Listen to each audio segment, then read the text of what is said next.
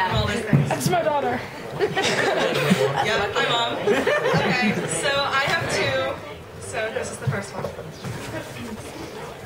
The last time I saw him, I was 6, being lifted out of the front seat of a pickup truck as I grabbed hold of the seatbelt, attempting to stay.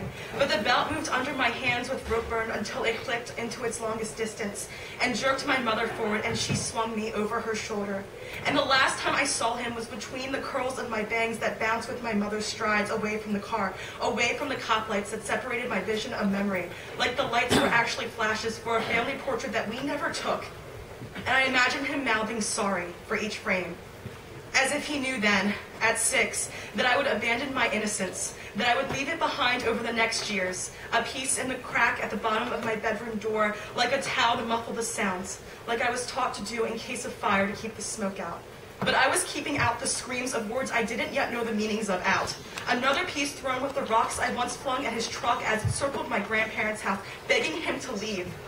The same night I locked myself out of the front door and scratched the leftover rocks against my arms, too shy to draw blood because he did leave.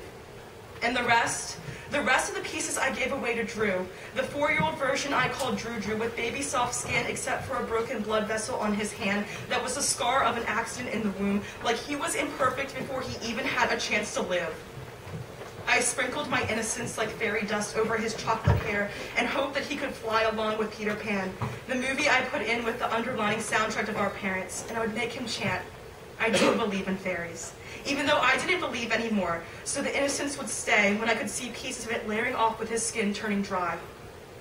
Or maybe the last time I saw him I was 8, driving to Mom's from every other weekend in the same truck with different plates, sipping on a banana Slurpee too fast, he told me.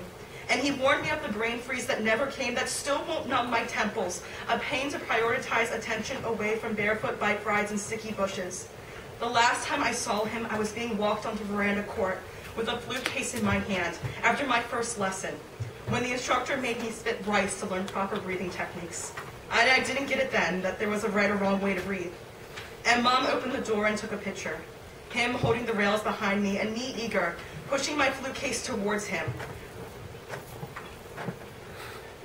Sorry, and I realized it was one of the few times I was between my parents, circled with existence and DNA, and if they both plucked a piece of themselves and met in the middle, it would be me. And Mom saw us behind the pinhole, and we were smiling, different smiles, 2 of the collection I own. And I can't remember how she looked at us, but I like to imagine it was her sorry to me as well.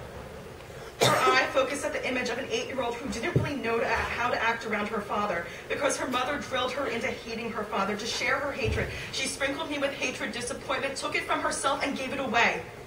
Even though it was Mom flinging the chairs across the living room when I covered Drew's eyes and told him to believe in fairies, because there was nothing to believe in inside home. Or maybe the last time I saw him I was 5, waiting in the truck, watching him dump trash bags into the garbage that was swarmed with bees. And I was afraid because he was allergic. And I didn't know yet if it was a trait we shared, and I asked him to be careful. And he said, "I'll be fine."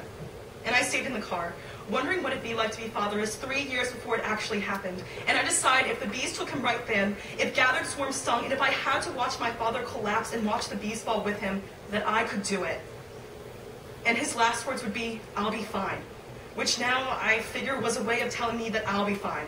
As if he knew then, the last time I saw him, when I was 5 surrounded by bees, when I was 8 and quit the flute after my first lesson, when I was 6 captured on the side of the highway, that I wouldn't remember the last time I saw him after he'd really gone.